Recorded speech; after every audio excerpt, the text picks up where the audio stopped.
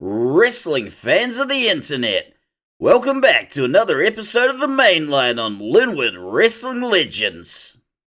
This week we got a whole lot of carnage and chaos for you, so if you love wrestling as much as we do at Linwood Wrestling Legends, then you just gotta get on that Mainline. As always, I am your faithful host and color commentator John, and this week we've got an absolute ripper of an episode for you. We've got the big reveal for the fourth member of the Great Heathen Army. And if that's not enough, we have got not one but two titles on the line tonight. We got a whole lot of great wrestling to chew through, so let's you and I go hit that trough and go ringside right now.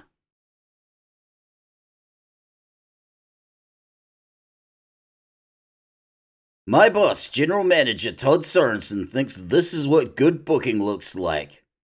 He's wrong. I've told him a million times you want to open the show with a match that's hot to get the audience pumped. And I'm sorry to say, but this is not going to be that match. Savvy wrestling promoter Todd Sorensen would no doubt reply something along the lines of, if you open with a train wreck, the audience won't want to look away. And you know what? There might just be something to that. It's no exaggeration to say that the Violator's singles run is not off to a great start. After getting his ass handed to him last week by Linwood Knight, we're about to feed him to one of the most brutal wrestlers we got, the Boxburg Butcher, Candice Slagter. So let's you and I go check out this train wreck together, and be glad that our fingerprints are nowhere on it.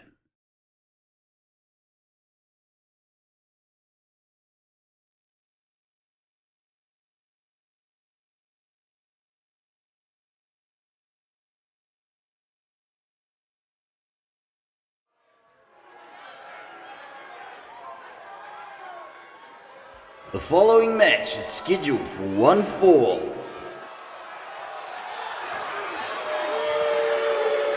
Introducing first, from Boxburg, South Africa, he is the Boxburg Butcher, Candice Slagter.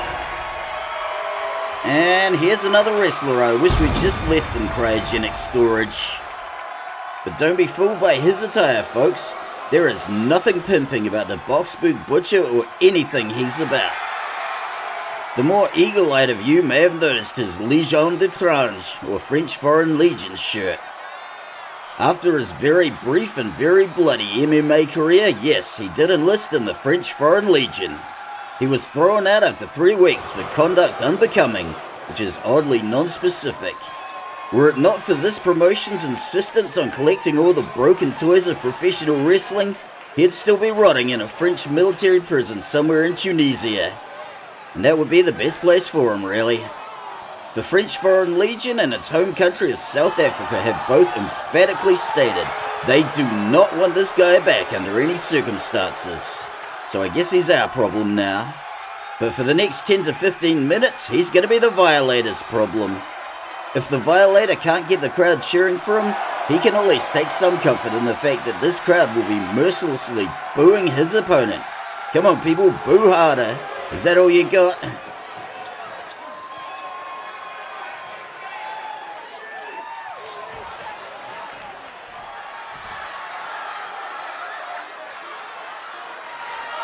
And his opponent, from Linwood, Christchurch, here in Aotearoa, he is the Violator. Maybe it's just because he's a hometown hero, but this Linwood crowd have really taken a shine to this lovable, dim-witted oaf. And you know what, folks? I'd be lying if I said I didn't have a soft spot for the big guy too. If nothing else, he's a true original, and he's not afraid to be exactly who he is. But I stand by what I said last week, folks. The Violator desperately needs a manager to make all the big boy decisions, such as keeping him far, far away from matches like this. Our general manager wanted to open with a train wreck, and we're about to see a humdinger. We got a bit of heated conversation. Referee Tom Herb rings the bell like good gravy. The Butcher just clocked Referee Tom Herb, and this does not bode well. Referee Tom Herb is down for the count, and what the hell is the Butcher doing? Oh my god. The Butcher has got himself a chair and he is going to take advantage of referee Tom Herb being down for the count. What an absolute bastard, and I wish I could say I was surprised. Oh my god, that was painful. Oh, that was unnecessary. The Slagter is not winning over this crowd and the Violator is getting some payback. Referee Tom Herb is only just beginning to stir and he's back on his feet. He has no way of telling who did what with the chair, so what's done is done and this match continues. The Boxburg Butcher is absolutely unloading on the Violator. A smaller wrestler would probably be unconscious, but the Violator is taking it like an absolute champ. Unlike Twisted Sister, the Violator is willing to take it, so long as he can outlast his opponent. Is the Violator even going to mount any resistance? So far, this is looking like a one-sided exchange. And how can something be an exchange if it's one-sided? Because the word exchange implies a little give and take. Oh my god. Violator dumps him with a bear hug spinebuster, and this big oaf is starting to roar to life. One of the reasons the Violator lost last week is because he does not follow through after landing a good move. Let's just hope he learned his lesson and keeps the pressure up. The Boxburg Butcher thwarting him at every turn and clocking him with a leg lariat. This is just another day at the office for him. You happy, Todd? You got your train wreck. Violator rolls backwards and knocks over Tom Herb, then hits the Butcher with a body block. Violator slips around to take his back, and good gravy. He is squeezing those traps for dear life.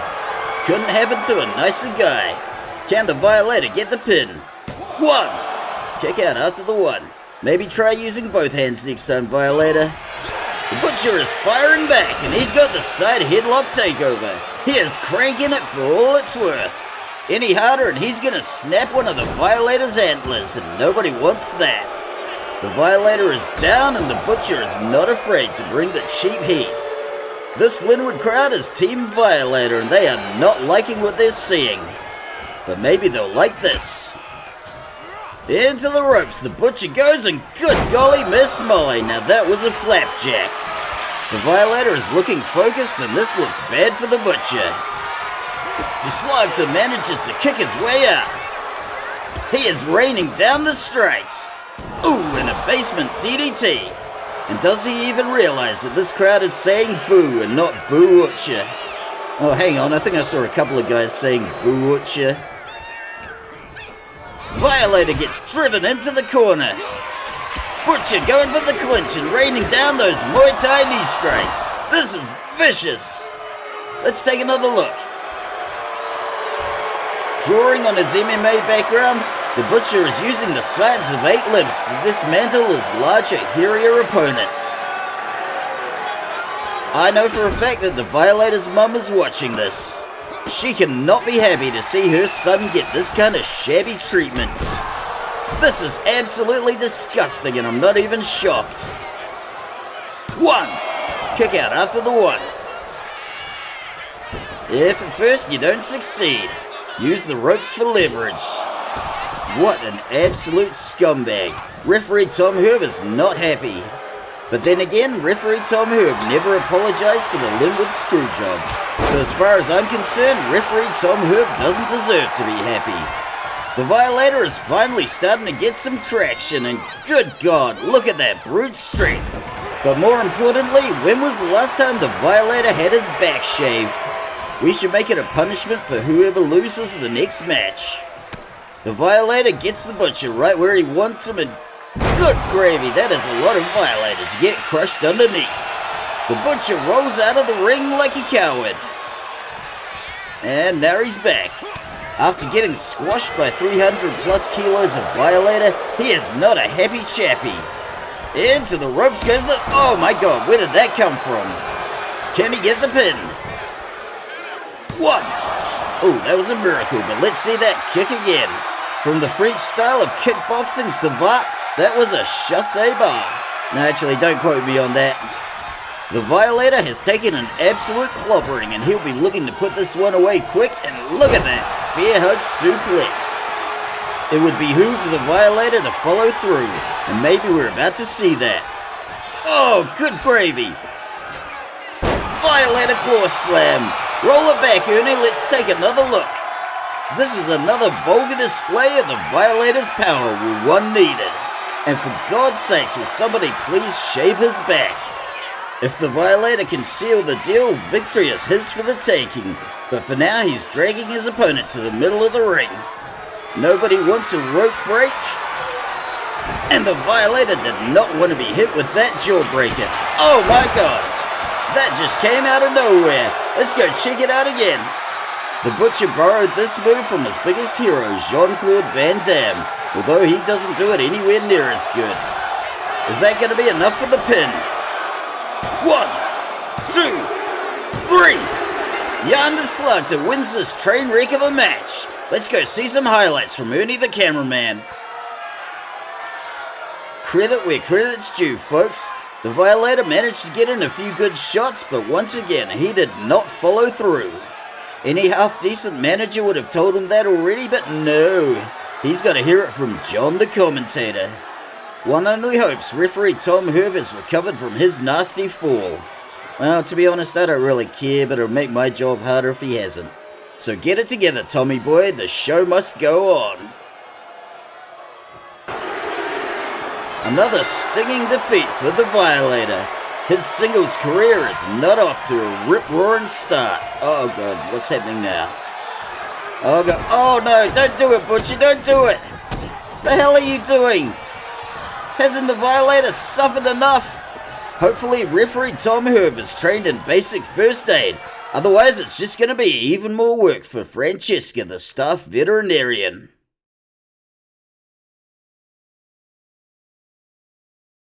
Next up, after a bit of a hiatus, we have the return of Miss Venice Beach, Candice Deveraux. Like way too many wrestlers at our promotion, she finds herself stuck in the mid-cards. Her career never recovered after the events of the Linwood screwjob last year, and we all know whose fault that was, don't we, referee Tom Herb? But now that Miss Venice Beach is out of cryogenic storage, she is ready to greet her adoring subjects and take back what is rightfully hers. But unfortunately, the first stop on her epic journey is Helena. While she may have broken from the tag division, she's still got the backing of her sisters in the coven, and she has been absolutely tearing it up as a singles competitor. Some might say her strength is unnatural, possibly even magical in origin, and you know what, there may be something to that. In this battle of Beauty and the Beast, let's go see who prevails.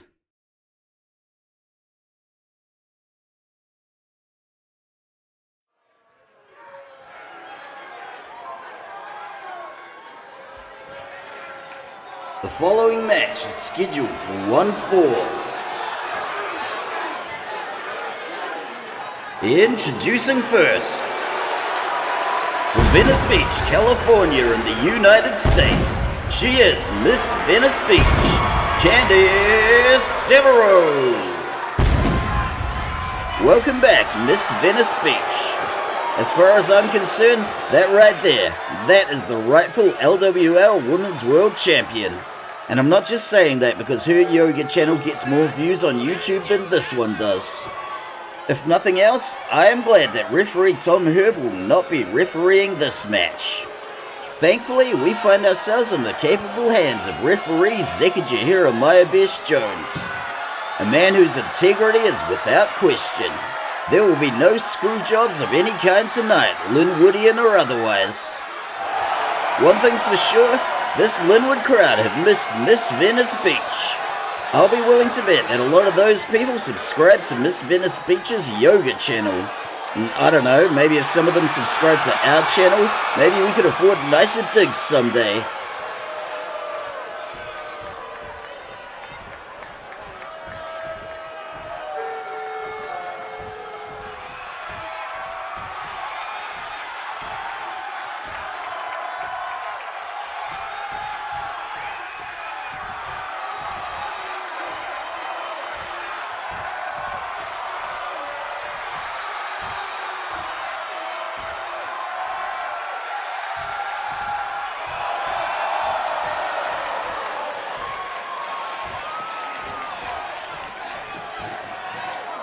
And her opponent, representing the Coven, and accompanied by Xenia and Shawnee.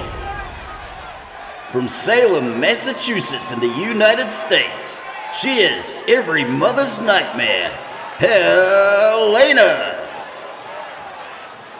They're vicious, delicious, and a little superstitious. They are the Coven. And while it would have made more sense for Helena to be the one holding the lantern, Xenia gets terribly possessive of it. I remember her telling me she got it for $15 at the Linwood flea market. And folks, that ain't chump change. That's like 10 bottles of off-brand cola right there. Or 5 bags of Sour Patch Kids if they're on special, 3 if they're not. Either way, Xenia is very possessive of that lantern. I remember once I touched it by accident, and the next day when I was in the shower, I noticed that one of my nipples was 1 millimeter lower than the other. Explain that. With no better explanation, I put it down to a curse. And for the record, these 3 have been throwing out curses and hexes long before anyone ever heard the name Danhausen.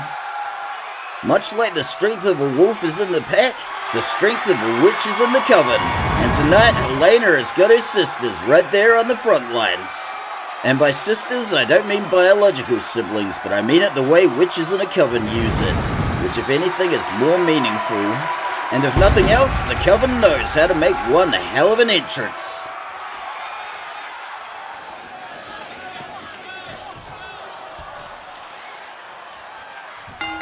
Referee Zeka Jahira Mybesh Jones rings the bell, and Miss Venice Beach rallies her loyal subjects.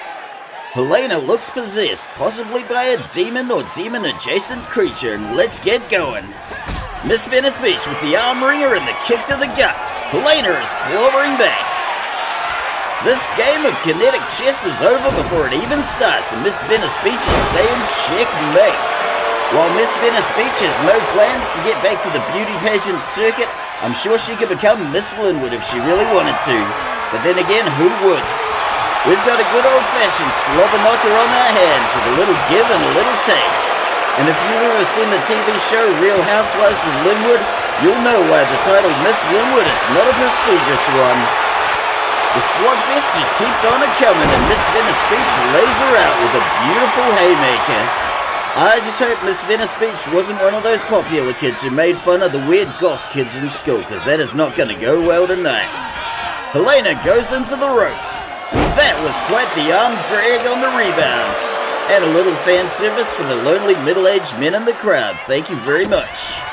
Miss Venice Beach has taken an early lead, and hopefully Xenia and Shawnee can come up with some kind of incantation on the outside to say, oh my god, are we going to see an avalanche? I am a sucker for a good avalanche, and Miss Venice Beach has been reading my wish book. Sweet, merciful crap, that was amazing. Let's see that again. There is nothing like an avalanche suplex from the top rope to get me pumped up and spitting buckshot from this mic. Thank you, Candice Deveraux. I knew I was right to have you back about the Linwood screw job. Things are looking pretty grim for Helena as Miss Venice Beach ties her up in knots and looks for that submission. Can she make her tap? Helena powers her way out of the submission and we're back on our feet. Good gravy. Referee Zeka Jahira Mybesh Jones was in the way of that shot, but the crowd seemed to love it. But how do they feel about Miss Venice Beach getting this kind of pummeling at the hands of Helena? How quickly the tide can turn when Helena summons a little magic. Miss Venice Beach is back in the ring. We're going to see a whip, a reversal, and boom goes the spine buster off the rebounds. Some of Miss Venice Beach's adoring fans may be coming over to the dark side. We got a bit of a tussle going on, a kick to the gut. Helena gets the fish hook and boom, brainbuster. Helena summoning even more dark powers and maybe even big names like Cthulhu. Every mother's nightmare is running roughshod over the beauty queen and she lays her out with a nice drop kick. But there was nothing nice about that drop kick or any of the other moves Helena has at her disposal. The scuffle continues. Miss Venice Beach is finally fighting back. She's tying Helena in knots again and looking for the pin. 1, 2. Oh, kick out after the two, but that was close. Miss Venice Beach is still very much in it and looking to win it. But you better think of something awfully quick, cause that pump handle suplex was devastating. Whatever comes next cannot be good for Miss Venice Beach. Oh, good brother, look at that. Look at that brute strength. Helena, you are spotting me the next time I go to the gym. We gotta see that again. This was another devastating move, and you can devastate your thirst with a cold beverage from our concession stand. There, Todd, I said it. You happy now? Will this be enough to take the win? 1. Miss Venice Beach is not done yet. There's still some life left in Candice Deveraux. She catches the kick, fires back, you got a knee to the back, and she is kicking away with those 6-inch heels. She's tying Helena in knots, and can she get the submission this time? Never to mind, that was a nice snap. And if you want a nice snap of your favorite wrestler to share on social media, it'll cost you, but thankfully I'm not the one who sets the prices. She's got the straight jacket and she is going for the beauty crown, but Helena counters and she goes up and over like a 4-leaf clover. Thanks for playing, Miss Venice Beach. Better luck next time. Helena grabs her by the scruff of the neck and straight into the turnbuckle. Helena gets her in the scoop and she gets dunked like an anime fan on prom night. Helena goes up top and by the prickling of my thumbs, something wicked this way comes. Little Shakespeare for you there, not that you Philistines appreciate. Oh, look at that. Deveraux reverses into a power slam and drops the leg. Miss Venice Beach is making up for lost ground and there goes the float over neck breaker. This is the best thing you've seen all day. Well, I don't know that for a fact, but it's got to be at least the top 5. You got to give me that. Candice Deveraux taking a dismissive attitude towards every mother's nightmare. But oh how quickly one's fortunes can turn. We're seeing reversals within reversals. Helena conks her with a decisive headbutt. Miss Venice Beach is down, but she refuses to give up. You gotta admire that tenacity. Oh, sliding drop kick. And why not have a leg drop too? Oh, look at that falling elbow. Miss Venice Beach is hitting Helena where it hurts, and her loyal admirers can't get enough. Everything is coming up Deveraux. Driving Helena into good gravy. She knocked down referee Zekajahira Jones. Helena takes advantage of the confusion to lay in a few blows of her own. Michinoku driver. And I really hope Zekajahira Jones is okay. I actually care about him, unlike referee Tom Herb. Helena is lining up for something decisive. And here it comes. Good God, let's see that again. The sheer strength required to deadlift the wrestler from the mat and suplex them over your shoulder. It's mind-blowing and some might even say supernatural. Miss Venice Beach is getting dragged all over the ring like a sack of fertilizer, or whatever else one drags. Can she get the pin? One! That was a bloody miracle. She might not have many of those left, so it behooves her to bring this one home. Every mother's nightmare gets hoisted to her feet and flung into the corner at full velocity. Oh, look at that sliding dropkick. Lined her up nice. And if you don't want to line up with all the other schmoes in the crowd, be sure to purchase a VIP pass for the toilets. Available at the merch stand. Stocks are limited. Those 6-inch heels are made for kicking, and that's just what they'll do. Miss Venice Beach has got this one all sewn up, and now she just needs to... Whoa, that was quite the artful dodge. Helena sees a chance and takes the opportunity to overhead press more weight than I can. I thought I was making progress at the gym, but that just makes me self-conscious. Helena's got that look in her eye, and I think we're going to see it. Here it comes, folks. Boom! Northern Lights suplex. That's got to be lights out. 1, 2, 3. Helena takes the win. Let's go see some highlights from Ernie the cameraman. With all the crap I have to deal with in this job, sometimes it's nice just to kick back and do some commentary on an old school honest-to-God wrestling match. And this was one of those matches. Quite frankly, this one could have gone either way. And I'm hoping this doesn't deter Miss Venice Beach from taking another run. But at the end of the day, there is no denying the raw power of Helena. And any way you cut it, Candice Deveraux was always fighting this one 1-3 against the whole coven. I am no math magician, but 3 is a bigger number than 1. I have a pie chart that proves it. But don't quote me on that because I could be wrong. But I'm not wrong when I say this match absolutely delivered. Congratulations to Helena and her sisters in sorcery, Xenia and Shawnee. With this victory, Helena is 2 for 3 in the singles and well on her way. Who knows, maybe someday she'll even wear the belt. But unfortunately, that day is not today. What else can you say but they are family? She's got all her sisters with the... No, that doesn't work.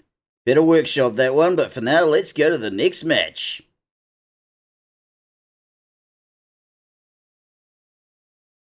After their stellar debut last week, the boys in Bloodthorn are back for round 2. This time around, they're facing off against our beleaguered former tag champions, Los Satanicos. I don't want to speculate wildly, folks, but this here feels like the opening shot in a war against 2 factions. And to be honest, that's exactly the kind of drama we need around here to get some bums on seats and sell some merch. As my boss, General Manager Todd Sorensen, would say. But most importantly, not only are we about to see the return of Ymir to the Frost Giant, we're about to see the reveal of the 4th member of the Great Heathen Army. I'm really hoping it's not somebody who's already here that I don't like Linwood Knight. But there's probably no likelihood of that, so let's you and I go see this big reveal before we get into this tag match.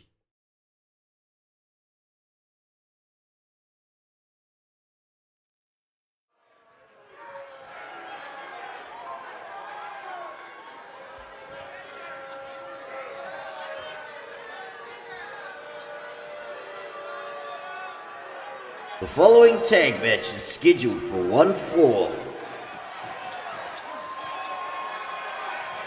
Introducing first, representing the Great Heathen Army and accompanied by the Frost Giant Ymir and Skade the Shield Maiden.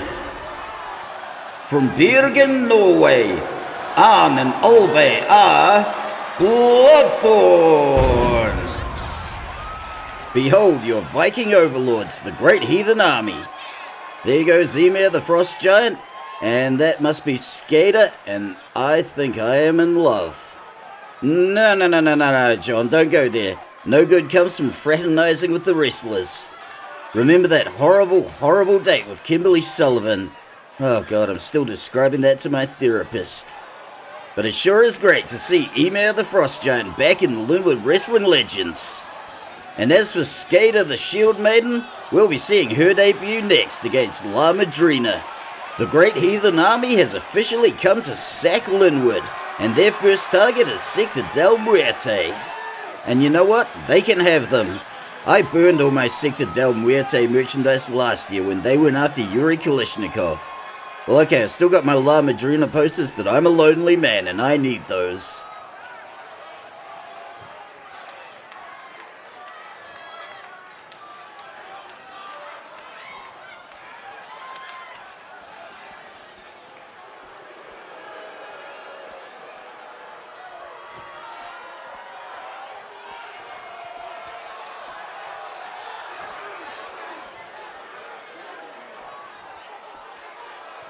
And their opponents, representing Sector Del Muerte and accompanied by the godmother La Madrina.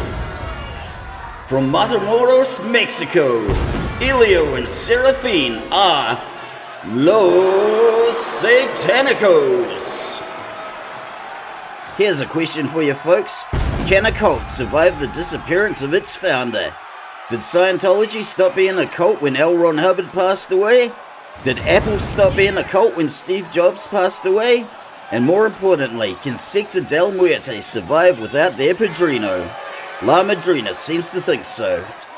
La Madrina claims that Sector Del Muerte is making much more in merch sales under her leadership than they ever did.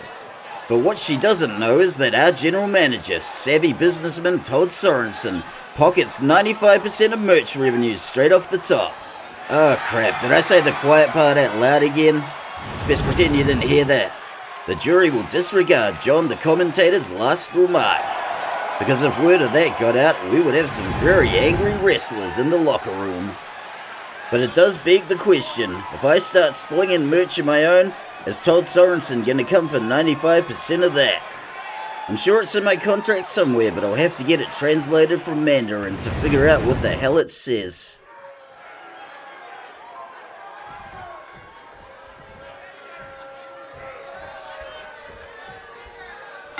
Referee Tom Herb rings it. What the hell just happened there? Hey Ernie, run it back. Let's see that again. I have never seen that happen, folks. Elio runs in for a sunset powerbomb and clocks referee Tom Herb along the way. Referee Tom Herb has taken an absolute clobbering tonight, and you know what? I don't care. It's not my job to worry about referee Tom Herb's safety. If referee Tom Herb cared about my safety, maybe I wouldn't have to hide under this desk, so why should I return the favor? And we got the tag to Seraphine. Seraphine wades in with some kicks to the lower body. And boom goes the suplex. We got a moonsault off the springboard and shazam! Los Satanicos might be a little more difficult to defeat than the Cockney Pickpockets, but we shall see. Into the corner goes Olve and straight off the turnbuckle. Olve fires back, and he is going for the submission. Can he make Seraphine tap? Seraphine powers his way up. We're back on our feet, and we got the lockup, and Seraphine goes sliding into home base. We're about to see some teamwork, so here we go. Nothing terribly fancy here, folks, just a couple of knees to the gut, and a suplex in stereo. Sometimes it's the fundamentals that bring home the proverbial bacon. Bouncing off the ropes, and Arn comes down with the falling axe handle. Lovely little kip up from Seraphine, but he whiffs the step up into Gary. Manages to stick the dropkick. Los Satanicos have seen a complete reversal since they lost their Padrino's magic. Arn goes into the corner, and we're about to see some teamwork from Los Satanicos. Seraphine stacking him high. There's a Hurricane Runner into a powerbomb. Let's see that again. It's a little unusual to have a powerhouse and a high flyer on the same tag team, but this is how they play to their strengths. After all, Elio and Seraphine are brothers, and they know how to work with each other's styles. Arn managed to roll out of the ring, and he is looking a little woozy. And if you're feeling a little woozy, why not get your blood sugar up with something from the concession stand? Our concession stand got a C- from the health inspector. That's just barely a pass, but it's a pass. Elio goes into the corner, and we got another tag. Let's see what the Norsemen have got in store for us now, and it looks like another falling axe handle. Elio gets whipped into the ropes. Olve slips his back, and there goes the German suplex. The Scandinavians are starting to pick up a little steam, and let's see what they got for us. Elio is starting to look a little worse for wear, and into the corner he goes. And the tag is denied. Elio hits the kick to the gut. We got the scoop into the powerbomb. Throwing Olve into the fireman's carry. And across the ropes he goes. That seemed like a lot of unnecessary steps, but I'm not a wrestler, so what do I know? Into the corner goes Olve, and we got the tag to Seraphine. Elio unloads with a flurry of blows. Seraphine gets the run up in the pump kick, and Elio gets the body splash. We are seeing some good teamwork tonight from Los Satanicos, and they are showcasing their Lucha Libre background. And if you want to showcase your impeccable taste, why not pick up a Los Satanicos shirt from the merch stand? Seraphine trying to wear his opponent down with cheap shots. He's going for something big, and Olve gives him the slip. Look at that, crucifix. Can he get the pin? Just after the one. We're seeing some damn good wrestling tonight, and referee Tom Herb has managed not to injure himself. Suplex from Olve. Seraphine laying face down on the canvas. Olve rolling him up.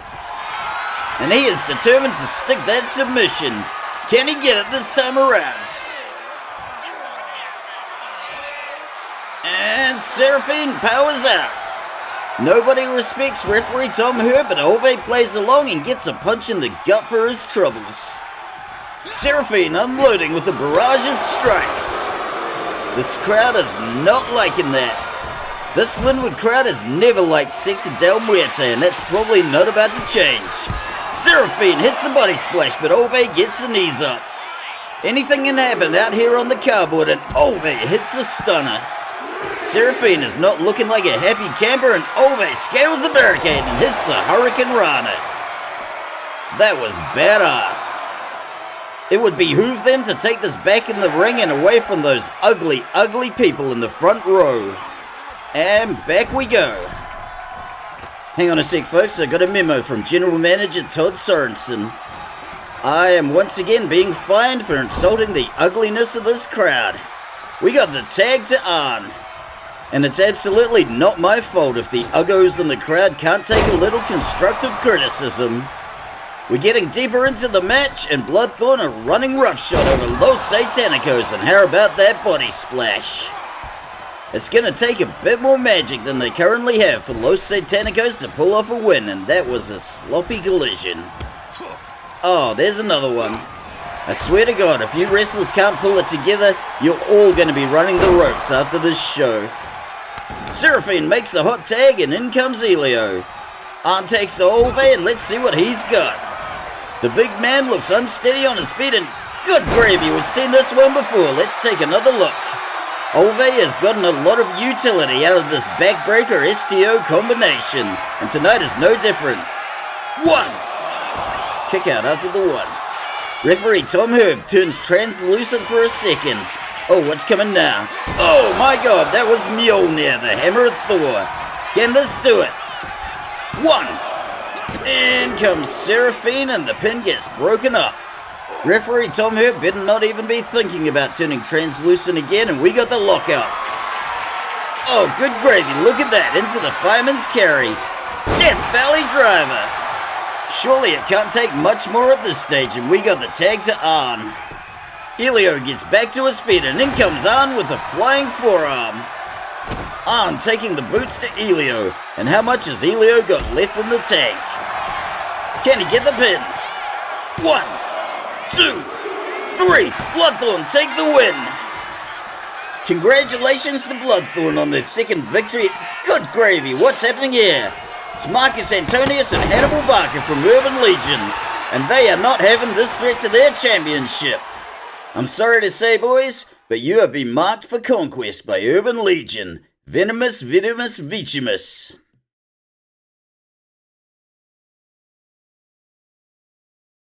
We have just seen the first reveal of the fourth member of the Great Heathen Army, Skade the Shield Maiden. Now for her debut match, she is taking on the Godmother, La Madrina. After witnessing Los Satanicos get walloped in the previous match, Sector Del Muerte desperately needs a win. Can the Godmother tap into some magic of her own and bring this one home? Or are we going to see something truly stunning and surprising from our newcomer, Skade the Shield Maiden? More importantly, why am I asking you, dear viewer? You obviously don't know any more than I do at this stage. So let's you and I go watch this and find out together.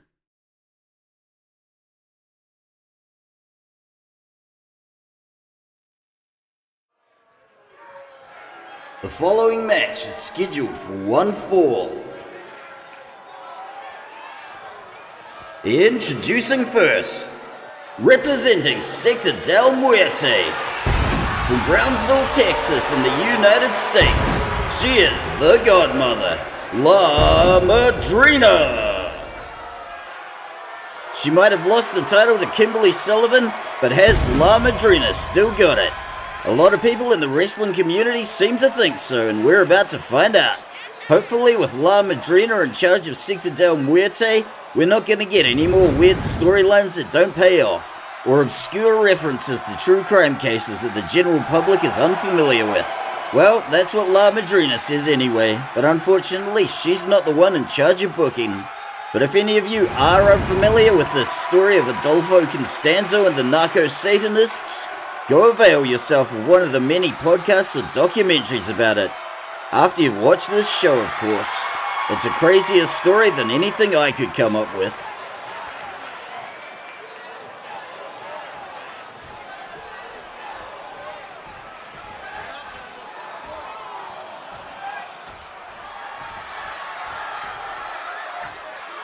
And her opponent, representing the Great Heathen Army, from Bergen, Norway, she is the Shield Maiden, Skade!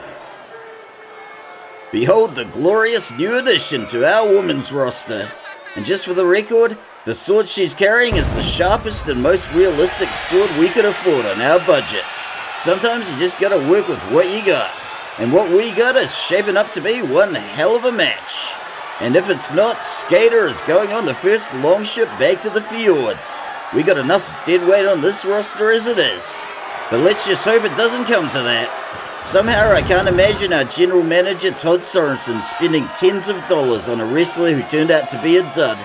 And speaking of duds, did we replace the batteries and the fire alarms? All this pyro is making me a wee bit nervous. Guess we'll find out soon enough.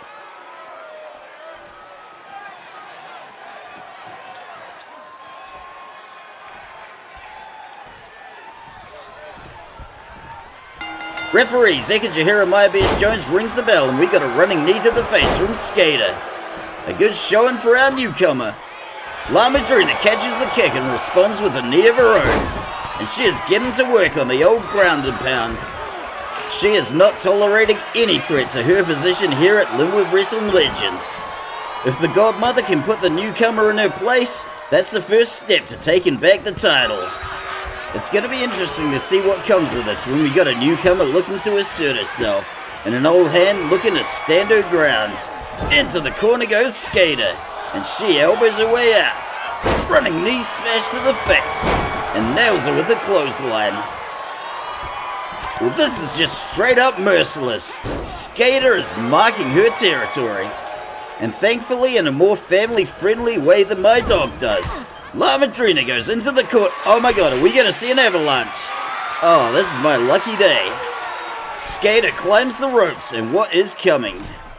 Good gravy, an avalanche falcon arrow. I have never seen that before. Let's see it again. Skade has obviously done her homework, and she knows that I am a sucker for top rope avalanches. And I have never seen anybody do an avalanche falcon arrow, so this is truly a first. This Linwood crowd are loving what they are seeing, and so am I. Skade goes up, and look at that body splash. Madrina was not expecting this, but she was expecting that kick, and she fires back with a knee to the face. Shield Maiden stuffs her in her tracks with that shoulder breaker.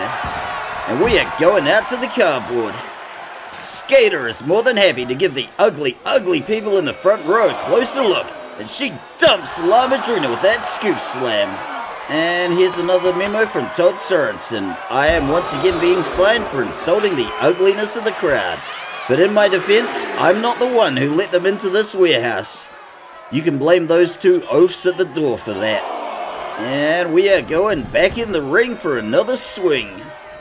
Madrina must be wondering what the hell she has walked into. Skade hits the hip bump. And can she get the pin? 1, 2. Ooh, just barely a 2. With the exception of some lonely middle-aged men in the crowd, this Linwood crowd has no love for Madrina. Skade is putting together some killer moves. Boom goes the spear into the turnbuckle. And look at this, what do we have here? Boom goes the flying elbow. And what do we have here? Oh, good gravy, look at that. Now that is strength on display. Round and round she goes, and boom! Stalling suplex, we gotta see that again. Skade is winning over the crowd, one lonely middle-aged man at a time. This is a hell of a display we're seeing, and this makes a hell of a statement. The rest of the women's roster is officially on notice, and I am already imagining some of the dream matches. This Linwood crowd only wants one thing. More of this. And possibly some of their money back. But good people of Linwood, hear me out. You will never get your money back. The godmother is trapped in the corner and taking an absolute clobbering. She was not picturing this when she ate her breakfast Fruit Loops, and she is going to town getting some payback. And folks, I may be speculating, but Fruit Loops just seem like La Madrina's cereal of choice. Oh, devastating kick puts down the shield maiden. Don't be fooled by the satin and silk, folks. La Madrina has very pointy knees and elbows, and she is not afraid to use them. This display won't win over the crowd, but it might make her feel better. And at the end of the day, that's all she cares about. Can she get the pin? 1, 2. Oh, just after the 2.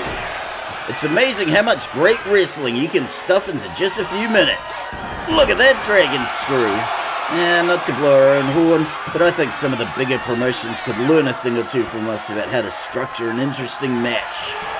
If you're going to watch one of those promotions after this, be sure to bring a good book and a comfortable pillow.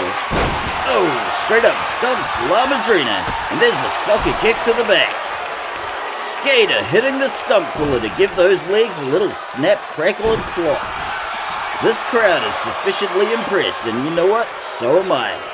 I'll have to check with General Manager Todd Sorensen, but I think we're going to keep Skade, and now she is squeezing La Madrina's traps for everything they're worth. And if you want to blast your traps, try a superset of some heavy shrugs and upright rows. That's my free PT advice for the day. La Madrina gets the roll up, but we got a rope break. We got 2 alpha females locking horns, and La Madrina with the cutthroat side slam. And we are taking another little adventure outside of the ring onto the cardboard. Skade lays out the godmother with a well-placed dropkick. Godmother catapults her off. La Madrina scooping her over the shoulder, and down goes the shoulder breaker. Skade is not about to let her escape that easy, and she goes back into the quicksand. We got a little back and forth going on, and neither wrestler is about to yield to the other. Nobody wants a count out, so they better head back soon. Skade knocks it down with a body block. Referee Zekajahira Maya Best Jones begging them to come back in the ring. Good gravy, slam face first into the apron. And a choke slam just to finish it off. And mercifully, we are back in the ring. It's looking like dire straits for the godmother. But she is coming back with a victory roll and a stomp to the gut. Roll it back, Ernie. The stomp to the gut is bad enough, but just imagine how much more painful it is with those stiletto heels. Is the godmother planning to capitalize on this, or are we just getting more fan service for the lonely middle-aged men in the crowd? Thank you very much. Such is the hubris of the godmother that she thinks the danger is past. And she is about to find out one way or the other. Skade is firing back. She is going to town, bludgeoning La Madrina with Mjolnir, the hammer of Thor. And this looks really bad. Can she get the pin? 1. Oh my god, that was a miracle. Maybe the godmother's still got a little magic up her sleeve. And here we go again. This crowd are loving it. And we are on pins and needles. And down she goes. But the best is yet to come. Skade is going for the Blood Eagle, and can she make La Madrina tap? Oh, it's all over, Red Rover. Skade is the winner. Let's go see some highlights. This was a fantastic debut from our newcomer Skade, and I for one can't wait to see more. I'm also digging that she used Ymir the Frost Giant's finisher, the Blood Eagle, to make La Madrina tap. Anybody can get pinned, but there's something deeply humiliating about being made to tap by your opponent. Right at the end, we saw the trifecta of the stalling suplex, the hammer of Mjolnir, and finally the Blood Eagle. That's a whole lot more punishment than the body is equipped to take. So congratulations to Skade, and where is she going?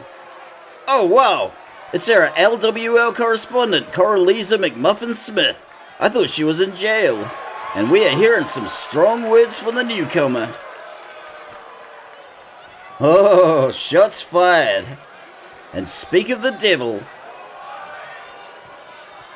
Whoa, whoa, whoa, ixnay on the it shop sway there, godmother, because we all know there is no sweatshop in Linwood, and this war of the factions is just revving up. Oh, black magic Barbie, zing. Strong words from the godmother, and I for one can't wait to see what happens next. But whatever comes next, the important thing to remember is this: there is no sweatshop in Linwood.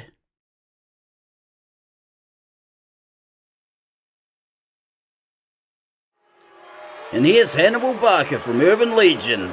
Maybe he's going to let us know what all that ruckus was about earlier. But don't be fooled, folks. They might act tough and talk like thugs, but both the guys in Urban Legion are gigantic history nerds from the suburbs. But don't tell them I told you. I have long since given up trying to get our wrestlers to abstain from profanity on the mic. I am not winning that battle. But this battle, on the other hand, is just getting started. Let's see where this goes. What I tell you, folks, gigantic history nerd. And as a history nerd myself, I'm loving that reference. And now I'm confused. Are you the Romans or the Germans in this situation? Because that did not end well for the Romans. And once again, are you the Carthaginians or the Romans in this situation? Ooh, who saw that coming? And here's Arn from Bloodthorn. Let's see what he's got to say.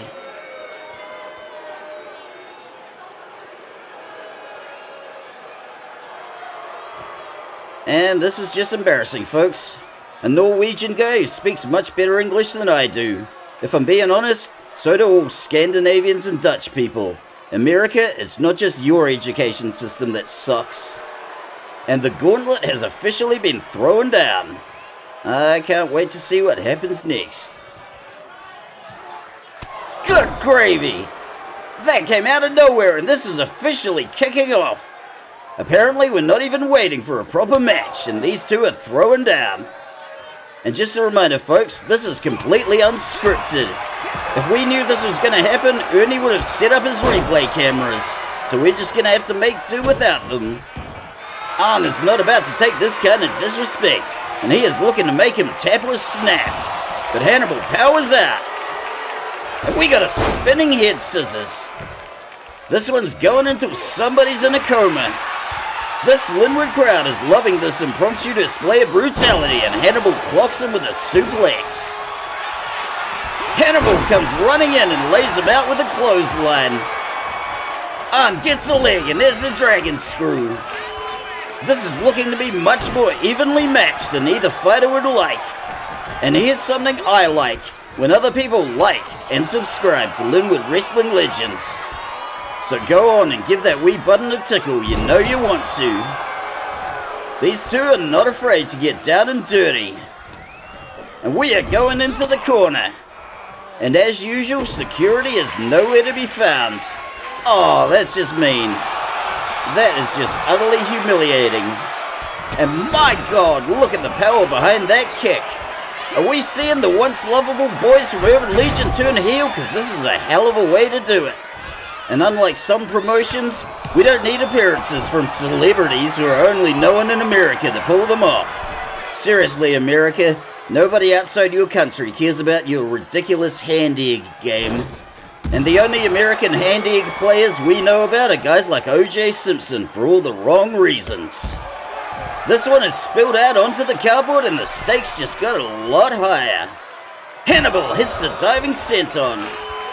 Oh God, what's coming next? I got a real bad feeling about this. Oh no. Hannibal's got a baseball bat. This does not bode well for Arn. Oh my God, have you ever seen such brutality? There is no referee to tell you off or act as a meat shield out here.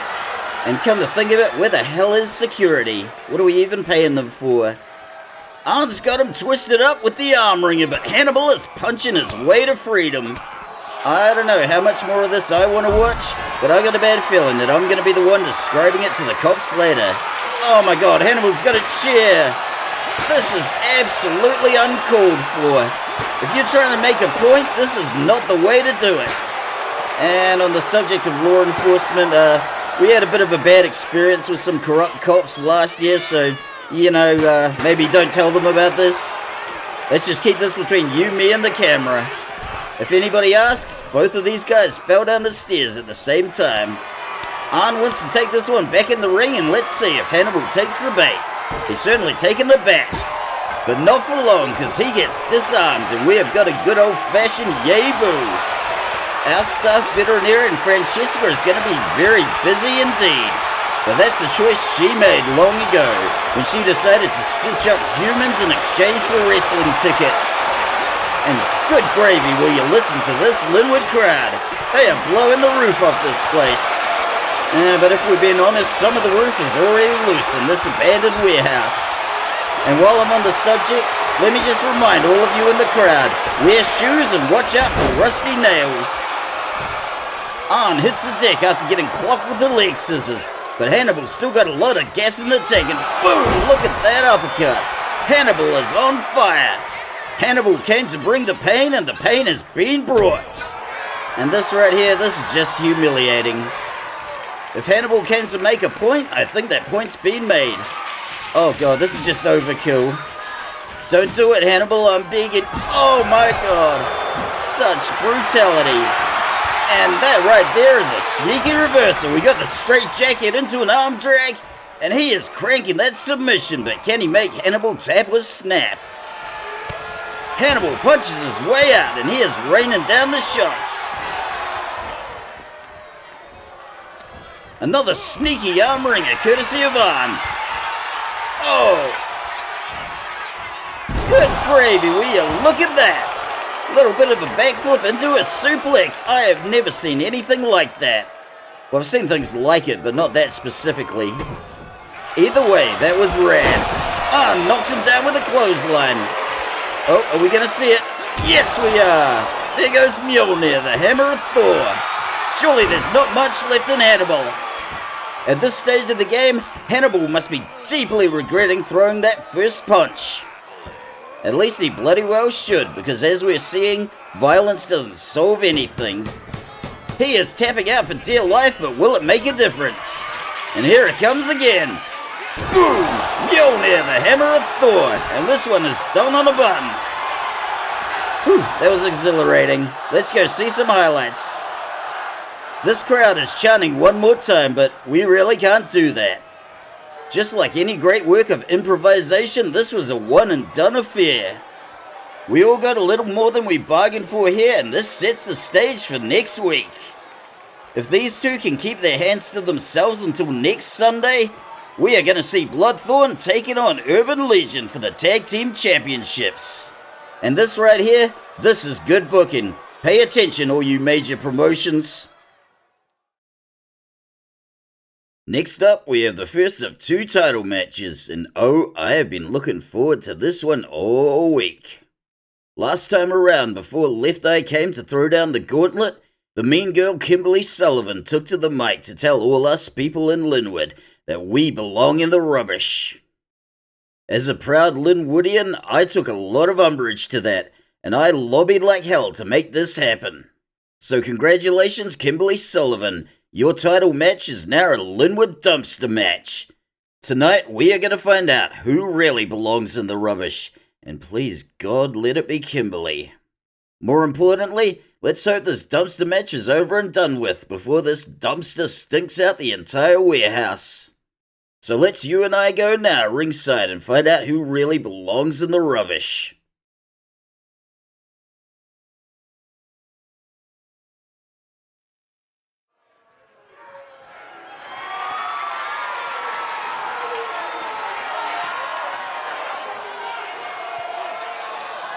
The following is a dumpster match for the LWL Women's World Championship.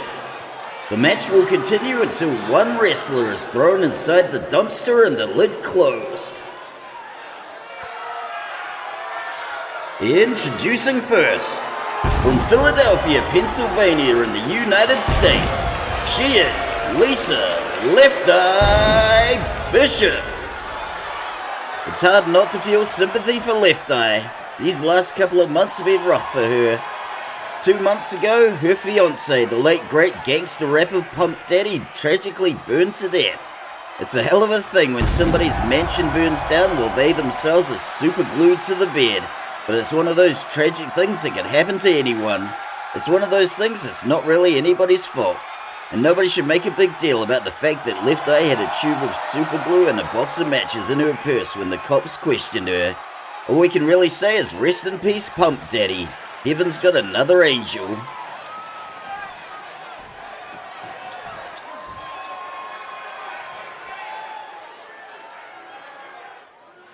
And her opponent, and current LWL Women's World Champion.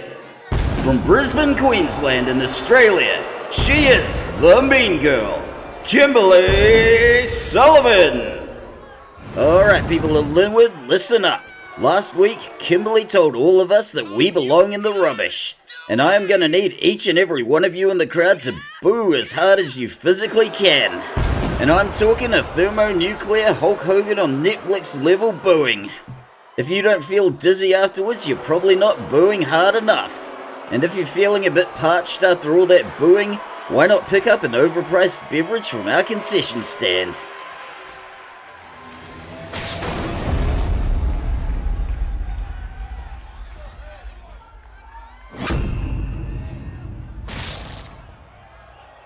There is so much more than a title on the line tonight.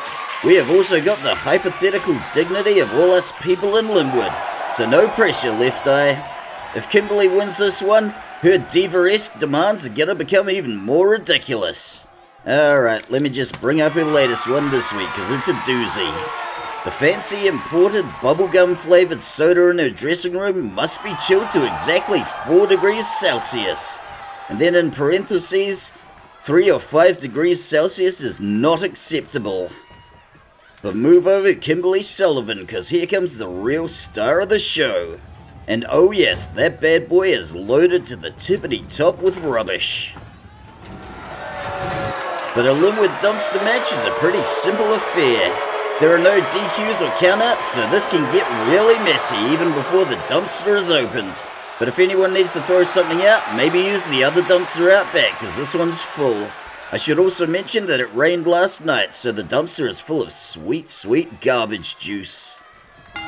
The bell rings, but there is no referee, and these two wrestlers are getting straight down to brass tacks and scrapping away. This one is gonna be bloody. Left Eye has given the Mean Girl a well-deserved clobbering. She was going for a DDT, but Kimberly Sullivan is punching out. Kimberly grabs Left Eye by the scruff of the neck, and she cannot wait to bring that dumpster into the mix. We got the whip, and Left Eye goes through the ropes, straight onto the dumpster. What is happening now? Boom! Suplex onto the lid of the dumpster, and we're spilled out onto the cardboard. This one is already going off the rails, and the crazy train is just a speck on the horizon. Left Eye gives her opponent the slip. And boom goes the vertebraker. Hopefully Kimberly is vertebroken, but if not, there's a leg drop to seal the deal. This crowd is going nuts, and Left Eye is just soaking up all the applause. Kimberly attempts to get to her feet, but Left Eye is not having any of that. Stay down. And where is Left Eye going? She is getting a chair, and this just got... Good gravy, what the hell happened there? Roll it back, Ernie. Kimberly going for a cartwheel back elbow while Left Eye swings the chair. And we got a double KO, and now the Mean Girl's got the chair. Stiff shot to the head with a chair, and the Mean Girl is going to work. This match is going to get a lot worse before it gets better. And as much as we'd love to sell you cardboard stained with the blood of your favorite wrestler, the health department says we can't do that anymore. We are back in the ring, and the Mean Girl is looking to humiliate her opponent however she can. We got the lockup, and Kimberly is driving her opponent straight into the corner. The pummeling continues, and Left Eye goes down. Kimberly is revving up, and good gravy! That shotgun dropkick looked like it did a lot of damage.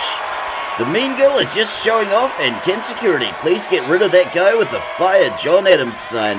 It's not funny anymore. We got a sweet backflip from Kimberly. Left Eye gets back on her feet despite the Mean Girl's verbal abuse. Into the ropes she goes, and what have we got here? Cheeky little reversal from Kimberly there, and now Left Eye takes her back and sticks the reverse DDT. Left Eye taking advantage of her downed opponent and going to work with those stiletto heels. And what is she planning?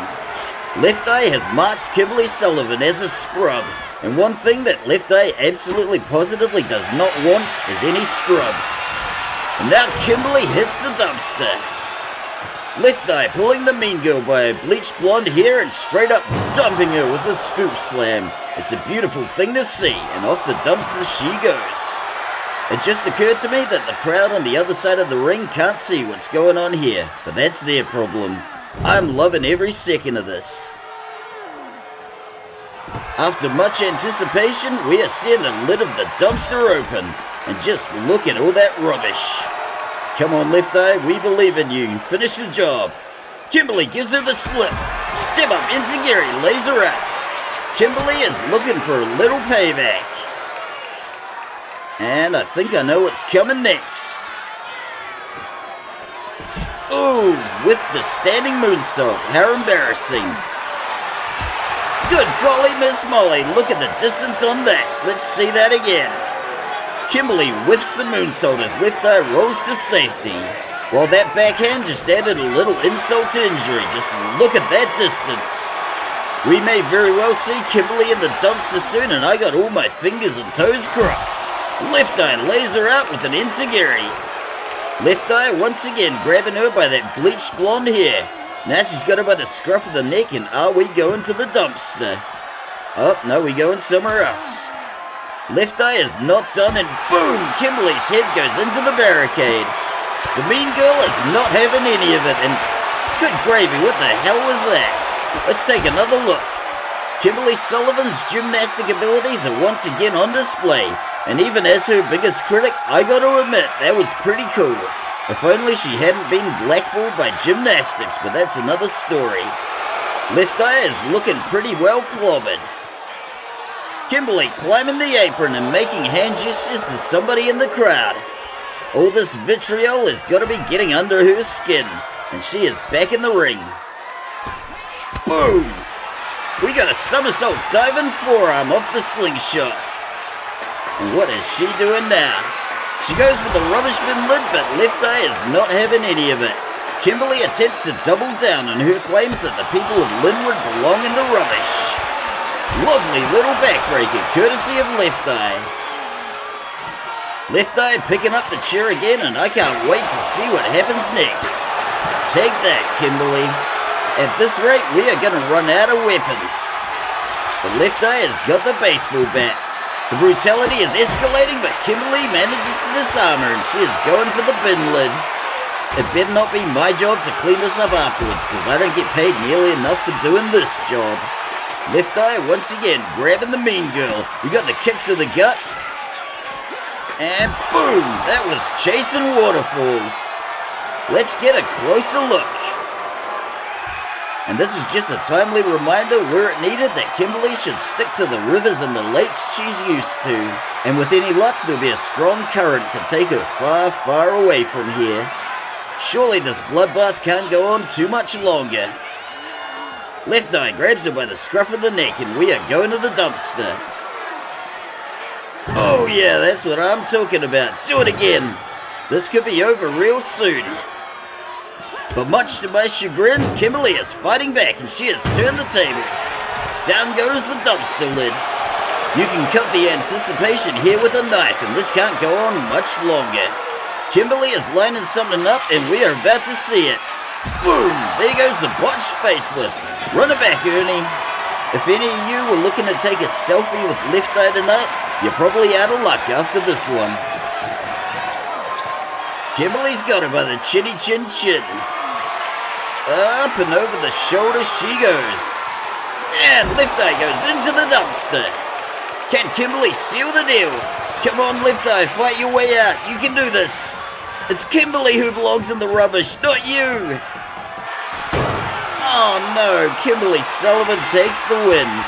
Not the result any of us wanted, but let's go see some highlights from Ernie the cameraman. As I said before, this was not the result any of us wanted. But I gotta say, in all honesty, this was a damn good match. Left Eye went out there and put up a valiant fight. But unfortunately, sometimes in life, the bad guys win. And unfortunately for all of us, that bad guy was the mean girl. My only hope at this point is that somebody else will step up and take that title from Kimberly Sullivan. The sooner that happens, the sooner we can get back to business and stop caving to her ridiculous demands. So congratulations to the mean girl Kimberly Sullivan for another title defense, I guess. Referee Henrietta Sorensen was not thrilled to put her hand up in victory like that, but just a reminder, referee Henrietta Sorensen is only doing her job, and the real villain of this piece is Kimberly. We've got our second title match next, so you do not want to miss that. My only hope is that the men's title match will take the horrible, rubbish-flavored taste out of my mouth that I got from Kimberly's victory. In summary, folks, Kimberly's reign of terror continues for another week, and I for one can't wait to see what ridiculous demands she's making next week.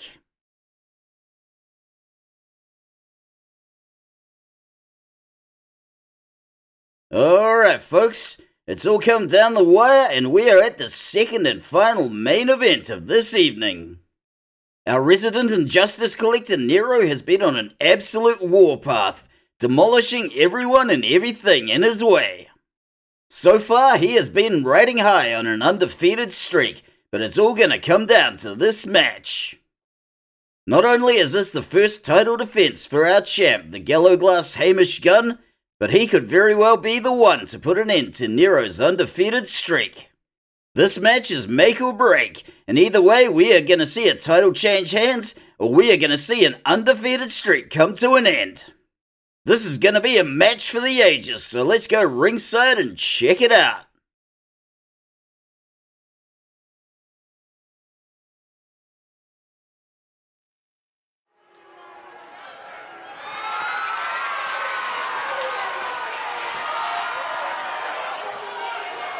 The following LWL Men's World Championship match is scheduled for one fall.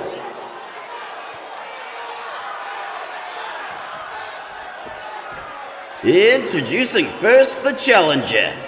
From Havana, Cuba, he is Hell Unleashed. He is the Injustice Collector. He is Nero. Okay folks, right away, I am not crazy about all this pyro.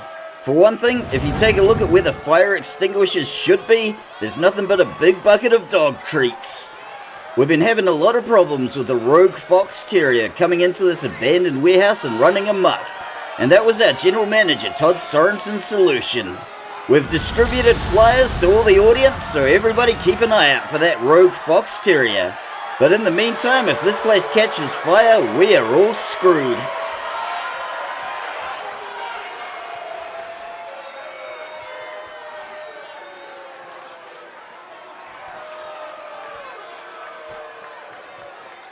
And his opponent, and current LWL Men's World Champion. From Wick, Scotland, he is the Gallo-Glass, Hamish Gunn.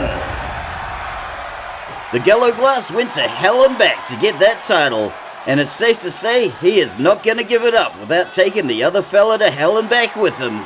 And to all the good people of Scotland who cried out for a heroic wrestler over the years, Hamish Gunn has heard your cries and he has been moved.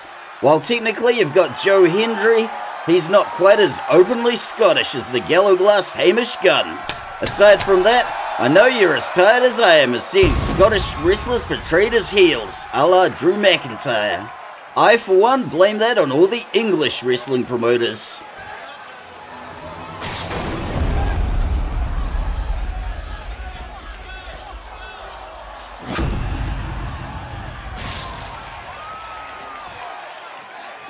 Our referee for this match tonight will be referee Tom Herb, and I have a whole lot of mixed feelings about that. If we get a bad call from a referee, 9 times out of 10 it's referee Tom Herb, so I don't know how the hell he's still got this job.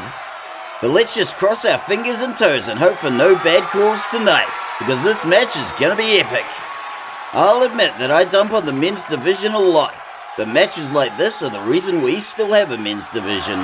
Hopefully this match will live up to my expectations and we can have more matches like it.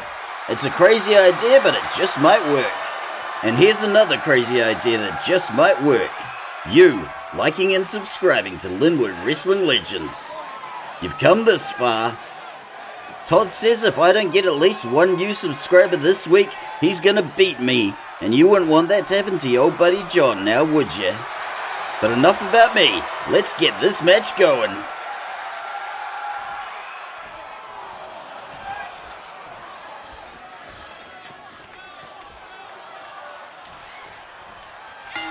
Referee Tom Herb rings the bell, and these two competitors are slowly circling each other and staring each other out, and we are going to see some old school kinetic chess.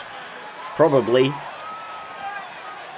And we got the lockup, and I got to give the advantage to the yellow glass Hamish Gunn on this one, and he is driving Nero into the corner. Referee Tom Herb breaks up the action. Nero sticks the Hurricane Rana. It's still early in the game and these two have never faced off before, so they are slowly feeling each other out.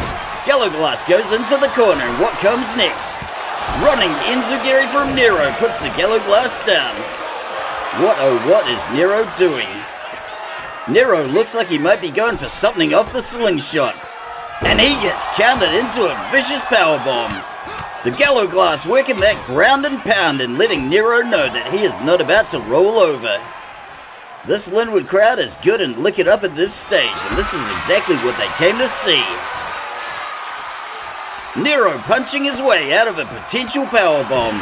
That is a lot of alliteration. Yellow glass counters the kick and boom goes the clothesline. The only thing more stubborn than a mule is a Scottish mule. Nero is finally facing the first real obstacle of his career. Yellow glass bends him backwards and there goes the thump to the chest. The best thing referee Tom Herb can do is stay out of everyone's way, and he is doing a brilliant job at that. We got the whip from the yellow glass, we got a reversal, and Hamish Gunn goes over the top rope. There's a very good chance that this one might spill out to the cardboard. If that's the case, then fellas, I implore you, stay well away from the desk that I am hiding under. But it looks like a false alarm and this one is going back ringside where it belongs. Nero might be a wizard in the air, but the yellow glass is always going to have the advantage when it comes to old school grappling. And there goes the powerbomb. One has to wonder if Nero is regretting his decisions up to this point. Hamish Gunn whips him into the corner and he is not holding back. This is his house and you're just here for a visit.